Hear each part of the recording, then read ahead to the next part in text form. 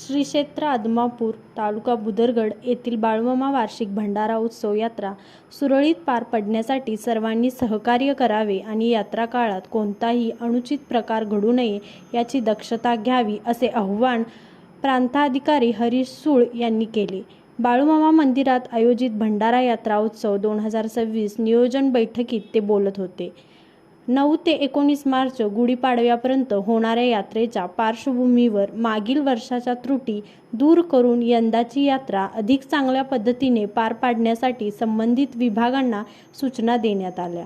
यात्रेदरम्यान पाणी पुरवठा, एसटी वाहतूक, वैद्यकीय पथक, महाप्रसाद व्यवस्था, एकेरी वाहतूक, CCTV, अग्निशमन, स्वच्छता आदी सुविधांबाबत सविस्तर चर्चा झाली। ग्रामस्थांच्या सूचनांचाही विचार करून त्याची अंमलबजावणी करण्याचा प्रयत्न केला जाईल असे सांगण्यात आले। बैठकीस देवालय समितीचे पदाधिकारी, पोलीस अधिकारी तसेच विविध विभागाचे अधिकारी उपस्थित होते। लाईव्ह मराठीसाठी मुरगुडहून सर्जेराव भाट।